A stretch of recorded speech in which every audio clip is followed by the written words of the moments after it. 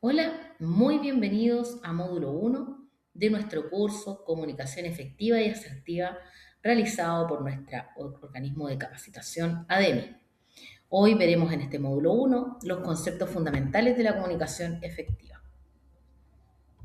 Los elementos de la comunicación. La comunicación es un proceso complejo. Cuando hablamos de que es un proceso complejo es que es difícil, ¿cierto? Es muy difícil de interpretar porque involucra varios elementos que trabajan juntos para transmitir información de manera efectiva. Entonces, cuando estos elementos que trabajan en conjunto, ¿cierto? Nos pueden generar una confusión, entonces se puede ver alterada la información, ¿cierto?, que estamos recibiendo. ¿Cierto? Primero necesitamos un emisor. El emisor es la persona, ¿cierto?, que envía el mensaje.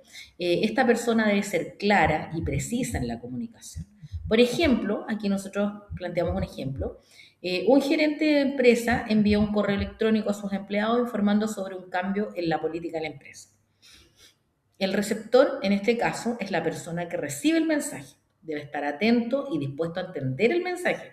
También tengo que tener disposición a entender.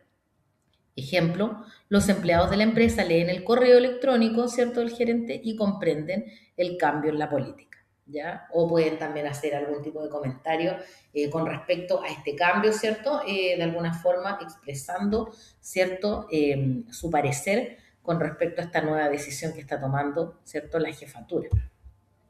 El mensaje. El mensaje es el contenido, ¿ya? El contenido de la comunicación. Puede ser verbal y puede ser no verbal.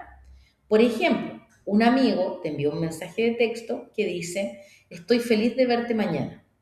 Verbal, ¿cierto? Esto sería escrito, ¿cierto? O manifestado de manera oral, ¿cierto? Y te envía un emoticón de sonrisa, que en este caso, el emoticón de sonrisa lo podemos interpretar como un lenguaje no verbal, ¿cierto? Y que nosotros lo interpretamos, ¿ya? Recordar que también el tema de las nuevas tecnologías asociadas a estos emoticones también ha generado una pequeña confusión generacional.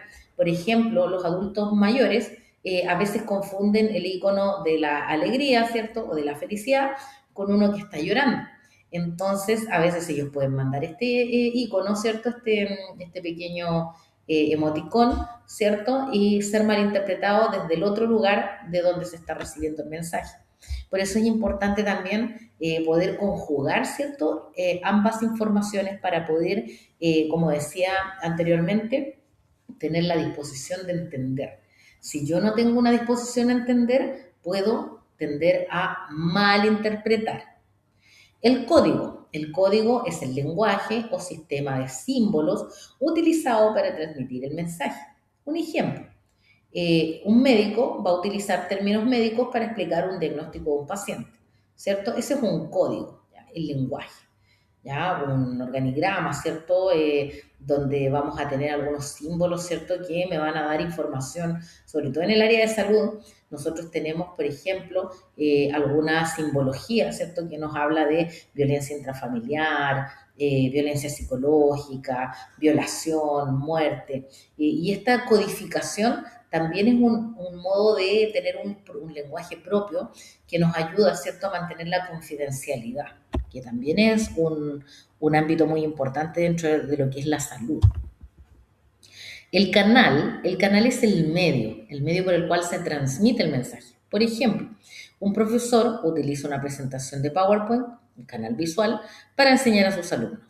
O por ejemplo, este medio que estamos ocupando en este minuto, que es una plataforma, Moodle, ¿cierto?, donde están ustedes recibiendo un aprendizaje mediante una grabación.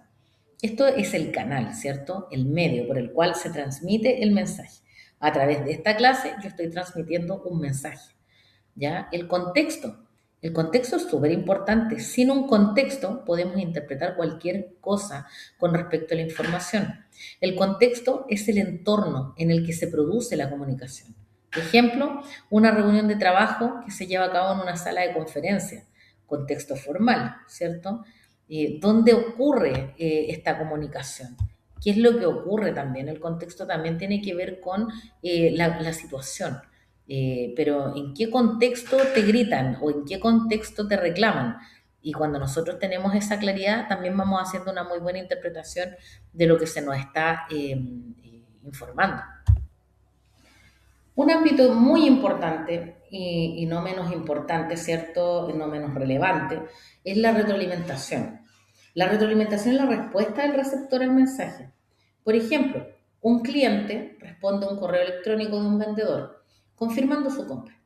La comunicación efectiva depende de la interacción armónica entre estos dos elementos, o sea, tiene que ser armónico, respetuoso y lo más claro posible. Entender cada uno de ellos es fundamental para transmitir información de manera clara y precisa.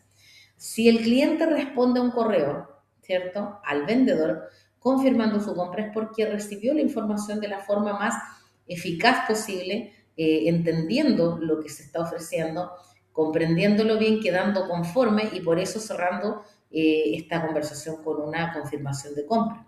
Ya distinto sería si la información hubiese sido deficiente y el cliente siga con dudas, por lo tanto, aún no puede corroborar de que su decisión es comprar. ¿Se entiende? Las barreras de la comunicación, por ejemplo, las barreras lingüísticas, deficiencias en el idioma, dialectos, jerga, términos o técnicas. ¿Ya? ¿Cuándo ocurre esto en el ámbito de la salud? Por ejemplo, cuando nosotros nos vemos enfrentados a atender pacientes migrantes, por ejemplo. La migración también es un gran factor. Podemos no entender el creol, ¿cierto? Atender una familia haitiana y no entender qué nos están diciendo, ¿cierto? No tener las herramientas básicas para poder dialogar con esta familia. O podemos tener una familia mapuche que se está atendiendo y que nosotros no logramos entender porque a ratos hablan con dialecto, ¿cierto? O hablan con su lengua de origen, ¿cierto? Entonces tenemos muchos impedimentos que a veces nos dificultan comunicarnos o nos dificultan descubrir la razón del por qué alguien se dirige a nosotros o necesita nuestra ayuda. Aquí tenemos un ejemplo. Un empleado que habla español tiene dificultades para comunicarse con un cliente que solo habla inglés. O sea, son brechas de idioma, ¿ya? Son brechas lingüísticas, ¿ya? Que de alguna manera nos limitan, ¿cierto? La comunicación, nos limitan el actuar, nos limitan el poder generar redes de apoyo, ¿cierto? Tenemos también las barreras culturales, que hay una diferencia entre valores, creencias, costumbres y normas sociales. Por ejemplo, cuando hablamos de valores, cuando nosotros opinamos distinto a los demás, no, es que ese joven es homosexual y a mí no me agradan los homosexuales. Entonces, todo lo que opine ese sujeto va a ser cuestionado. ¿Ya? Ahí hay una brecha, una barrera cultural, ¿cierto? De valores, donde yo no estoy respetando el ser y el sentir de otro. ¿Ya? A eso se le llama entender la otredad. Cuando nosotros entendemos al otro, lo podemos empatizar, pero yo sin dejar de ser lo que soy. Yo, por ejemplo, puedo ser muy conservador, estar en contra de estas corrientes, ¿cierto? De LGBTI o de personas que sienten diferentes, ¿cierto? Podemos estar nosotros a lo mejor no a favor, pero eso no significa que no lo respetemos, que la palabra y la opinión de esa persona no sea válida. Entonces, cuando hablamos de una barrera cultural, tenemos que aprender a diferenciar cuando nosotros estamos, ¿cierto?, siendo prejuiciosos y cuando estamos sobrepasando el límite de los valores, de las creencias, de las costumbres o de las normas sociales. Por ejemplo, en el caso de las creencias, tenemos una familia mapuche que siente que se va a curar con lo que la madre tierra le pueda entregar, pero nosotros sabemos que tiene que someterse a un tratamiento oncológico para poder sobrellevar una leucemia.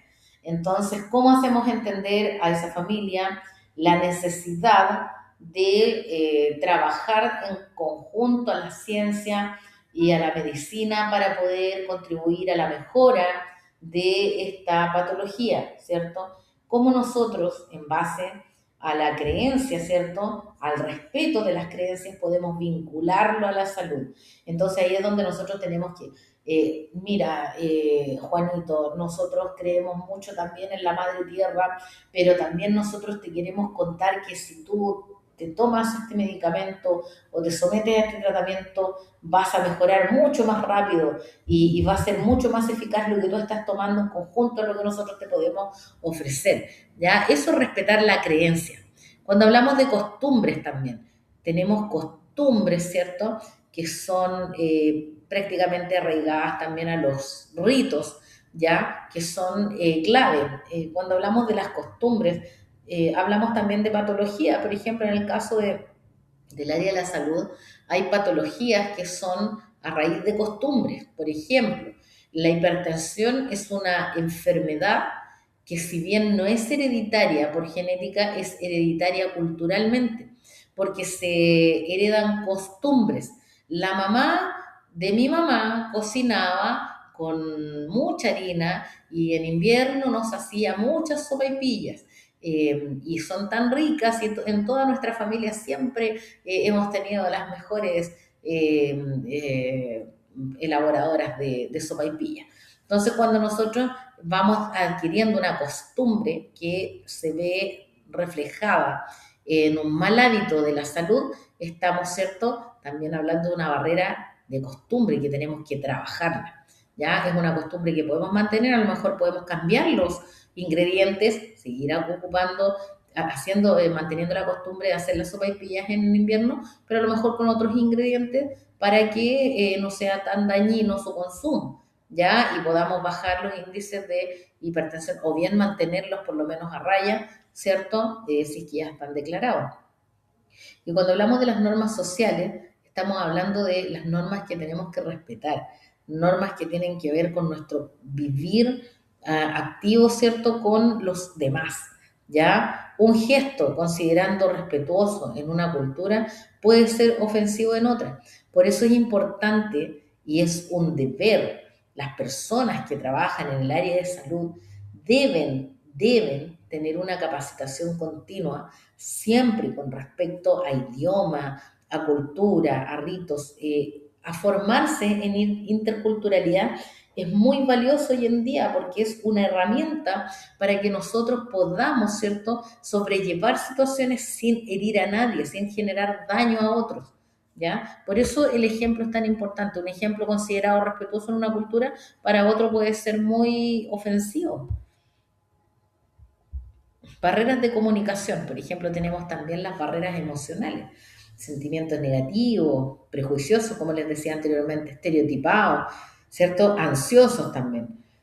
Un ejemplo, un conflicto personal puede afectar la comunicación en el trabajo. Por ejemplo, tenemos dos funcionarios del área de salud que se llevan pésimo, nunca se han caído bien, no sabemos el motivo, pero nunca se han llevado bien, nunca han podido convivir en conjunto, por lo tanto, esta barrera emocional, ¿cierto?, negativa, de sentimientos negativos, va a generar que no haya comunicación. Entonces, ¿qué pasó con el paciente que tuviste de turno anoche? Ay, es que no me informaron todo. Que usted sabe que esta niña, yo me llevo tan mal con ella y prácticamente no nos hablamos. Entonces, por una situación de conflicto personal, sale perjudicado un tercero que no tiene nada que ver con el problema y que además tiene en juego su salud. ¿Ya? Estamos hablando de que somos trabajadores del área de la salud y que lo que está en juego siempre, en base a cualquier consecuencia comunicacional, es la salud de nuestro paciente. Tenemos las barreras físicas, que son la distancia, el ruido, la iluminación, ¿cierto?, inadecuada, equipos defectuosos.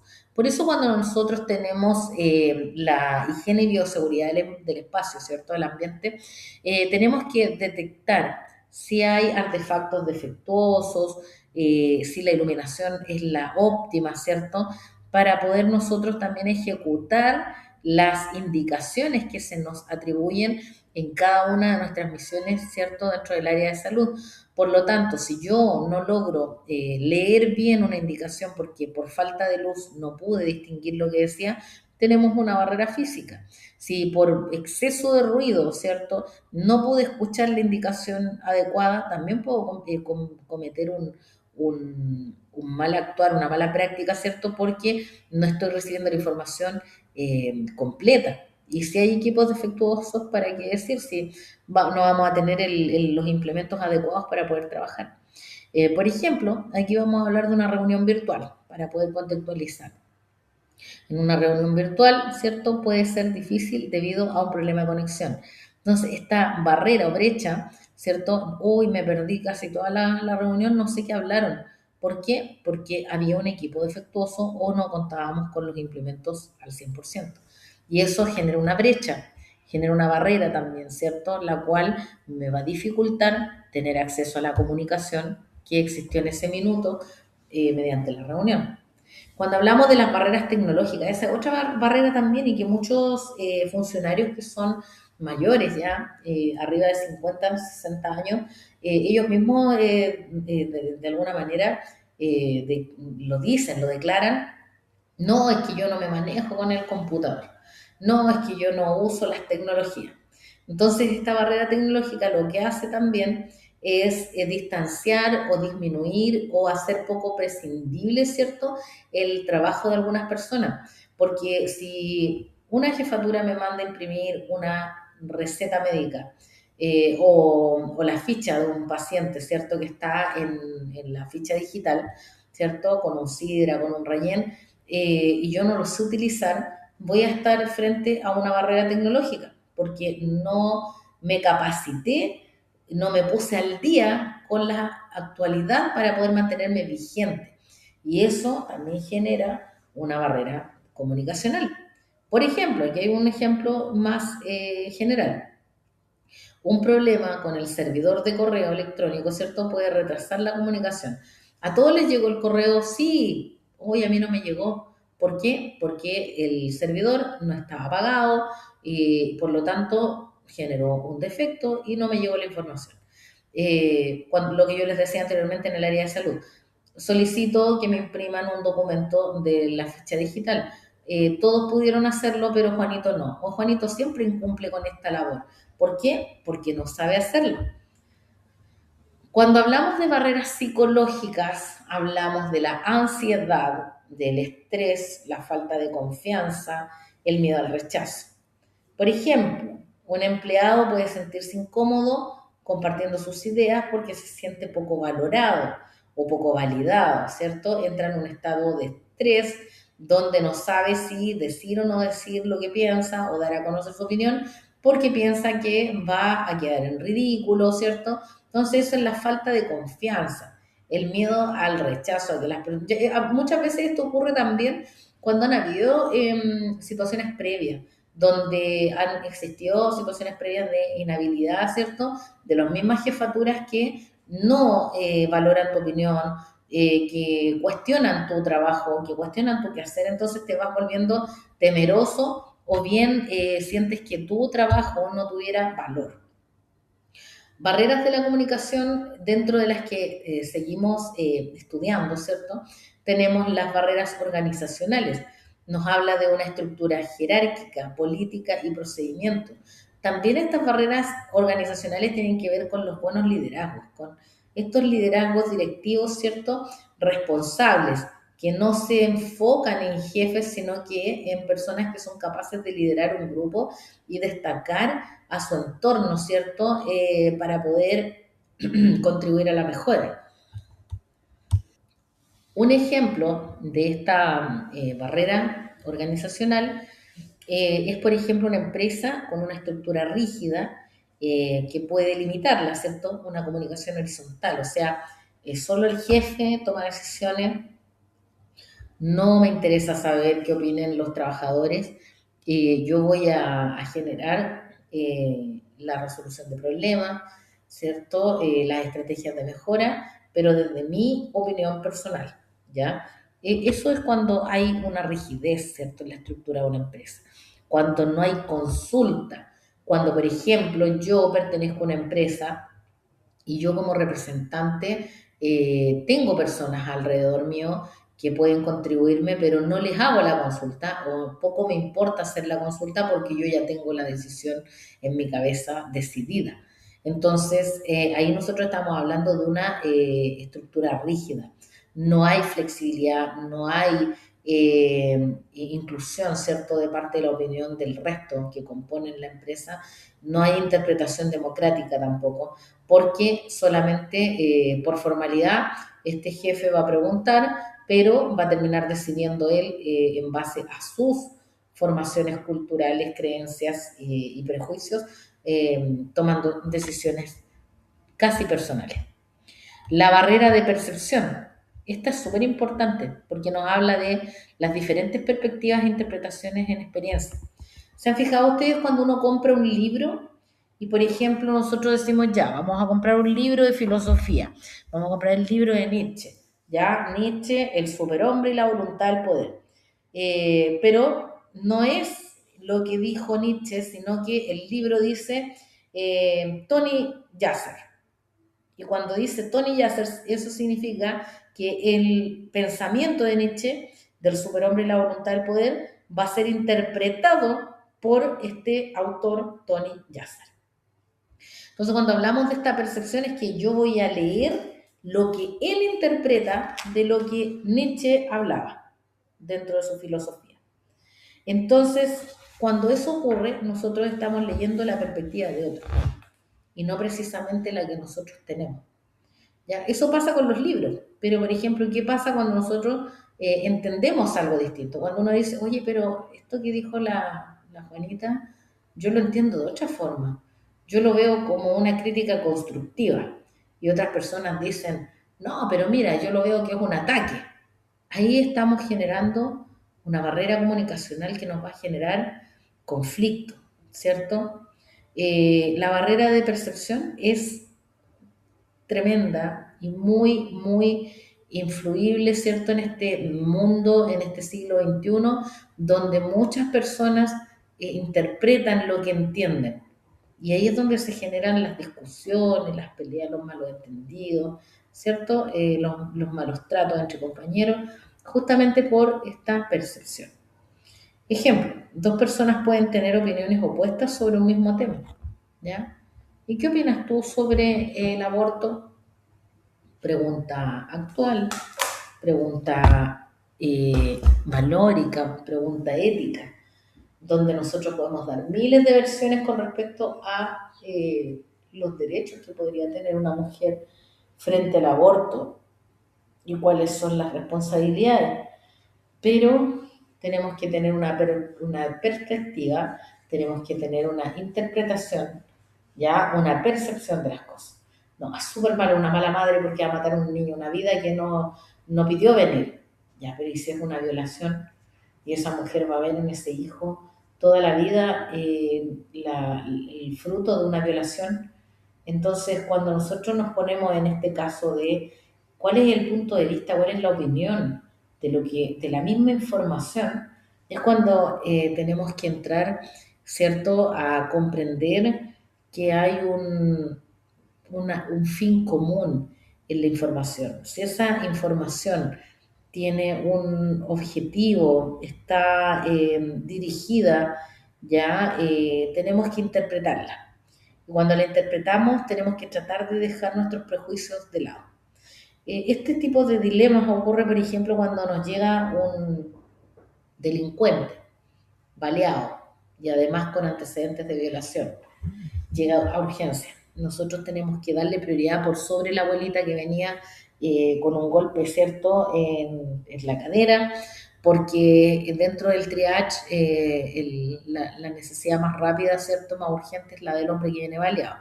Y uno dice, pero ¿por qué? Si más encima, mira, un mal hombre, un mal vividor, un mal ciudadano, porque nosotros no estamos aplicando, ¿cierto?, a los valores en ese minuto sociales, ¿cierto? Estamos atendiendo la necesidad que hemos jurado, que es atender la vida y salvaguardarla en todo minuto.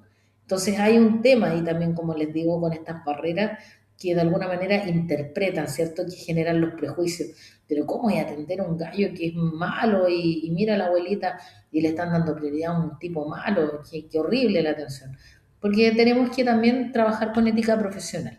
La ética profesional no nos permite juzgar, ya no podemos juzgar, nosotros tenemos que salvar vidas. Facilitadores de la comunicación, claridad y precisión en el mensaje, evitar las ambigüedades, que las cosas no se entiendan bien. ¿Se fijan cuando ustedes iban a estudiar probablemente a la universidad o al instituto y no faltaba el profesor que hacía estas pruebas insidiosas donde las preguntas eran tan ambiguas que tú contestabas una cosa y al final era otra y te sacabas un 2, un 4? ¿Por qué? Porque las preguntas eran súper insidiosas, eran con la idea de que tú te equivocaras. Entonces, cuando nosotros hablamos de comunicarnos, tenemos que evitar esa ambigüedad. En realidad, la educación debiera estar enfocada en que se enseñara desde asegurar que el mensaje sea entendido y de la mejor forma, sin generar estas ambigüedades que generan confusión. Y esa confusión genera desconocimiento. Uso del lenguaje claro y sencillo, la jerga técnica, los usos de términos complejos, ¿cierto? Cuando nosotros hablamos con mucho tecnicismo, a una persona que no tiene estos conocimientos va a ser una ensalada de palabras que no le entendí ni chino al doctor lo que me dijo. Pero si usted trata de adaptar su lenguaje de acuerdo a la necesidad que tiene la persona que está enfrente, usted va a optimizar, va a facilitar, ¿cierto? También el objeto de la comunicación. La escucha activa y la atención. Es importante, aquí no hay mucha escucha activa, se declara pero no la hay. Cuando hablamos de escucha activa es cuando prestamos atención al hablante y respondemos adecuadamente, o sea, yo estoy escuchando lo que tú me dices, pero no cuando, sí, sí, claro, vaya, pero en realidad, ¿y qué te dijo? Uy, ni me acuerdo, pero me pidió permiso para salir. Entonces, cuando nosotros tenemos una escucha activa, también estamos demostrando interés por la persona se va a sentir valorada y validada. La retroalimentación constructiva habla de proporcionar comentarios útiles y respetuosos, no de votar a una persona, hacerla, ¿cierto? Una persona que se sienta totalmente disminuida por mi comentario. Eso no debiera ocurrir. Nosotros no podemos destruir a una persona mediante una retroalimentación. La retroalimentación tiene que ser lo más positiva posible, útil, respetuosa, desde la positividad. Por ejemplo, mira qué bien, tú haces muy bien este procedimiento, aunque yo te aconsejaría que a lo mejor en este procedimiento pudieras demarcar más tu zona limpia. Gracias. Y a lo mejor no le estoy diciendo directamente, oye, no demarcaste tu zona limpia, lo hiciste mal, sino que estoy dando un factor, ¿cierto? Positivo, entregando un fomento positivo por uno negativo, pero de alguna forma la persona lo recibe mejor, no lo recibe como una crítica. Es que estás haciendo tu trabajo muy mal. Fuiste a la universidad o al instituto a estudiar 3 4 años, ¿para qué? ¿Para hacer esto mal? Somos seres humanos, todo el mundo puede cometer errores, pero hay formas y formas de comunicarla. Los facilitadores de la comunicación siempre van a ser la empatía y la comprensión. Intentar entender la perspectiva de otro, la confianza de respeto mutuo, establecer una relación de confianza con las personas, la flexibilidad y adaptabilidad, ajustarse a los diferentes estilos de comunicación, lo que les decía anteriormente. ¿Cómo le voy a decir a una persona que vive en situación de calle? Eh, sí, señorita, lo que pasa es que hay un proceso de fagocitación celular, el cual le impide a usted poder recuperarse óptimamente de esta condición patológica que tiene.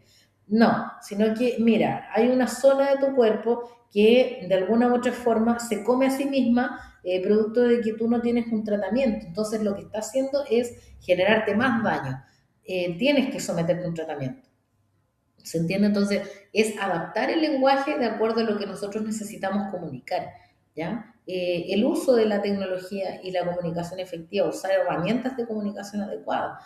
Por ejemplo, pasa también en los colegios, tanto como en la salud en los colegios. Muchas veces hay lugares muy rurales donde no tenemos posibilidad de que las personas vayan a solicitar una hora médica, ¿cierto? Pero estos conductos de repente del WhatsApp, de un teléfono de contacto, ¿cierto? La llamada telefónica o a lo mejor mediante un link de conexión, ¿cierto? Poder nosotros acceder a la comunicación.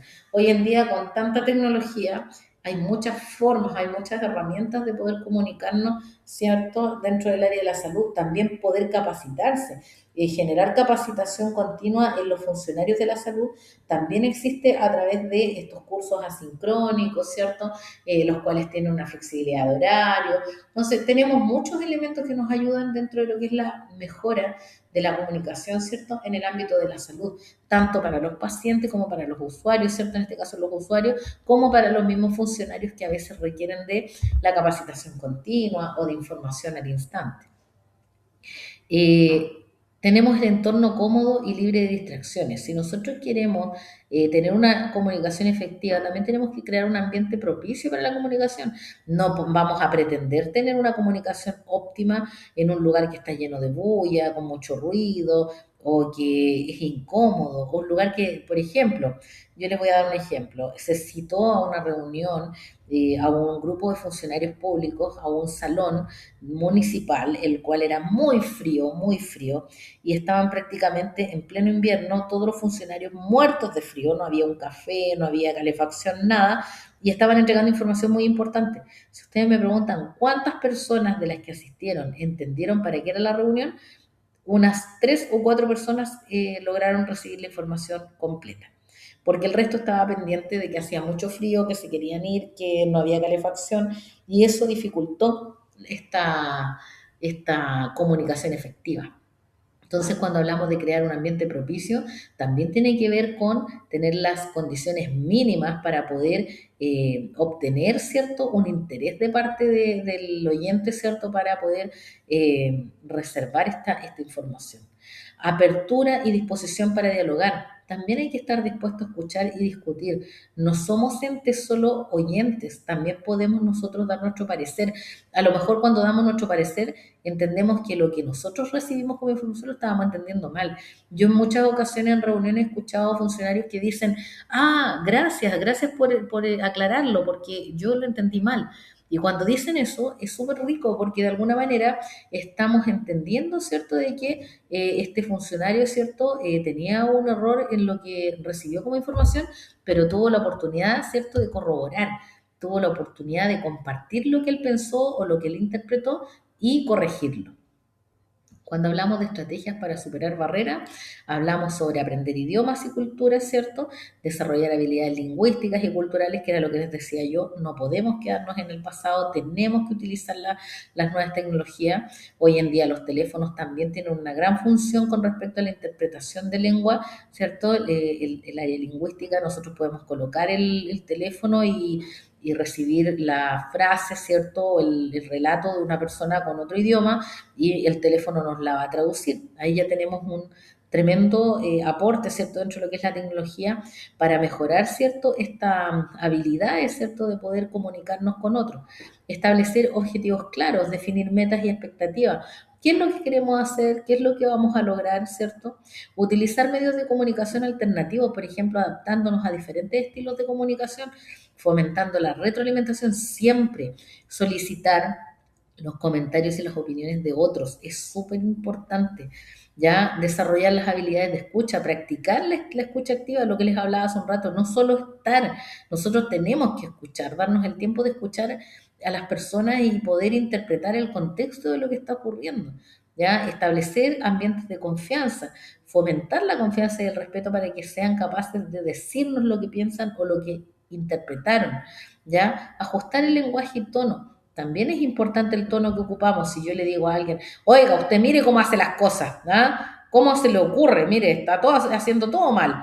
A decirle, oiga, Juanita, mire, sabe que este procedimiento que hizo usted está súper bien en el tiempo y todo, pero mire, mejore esta área, porque esta área siempre es un área que falla a la mayoría de la gente, para que lo pueda usted también tener en consideración.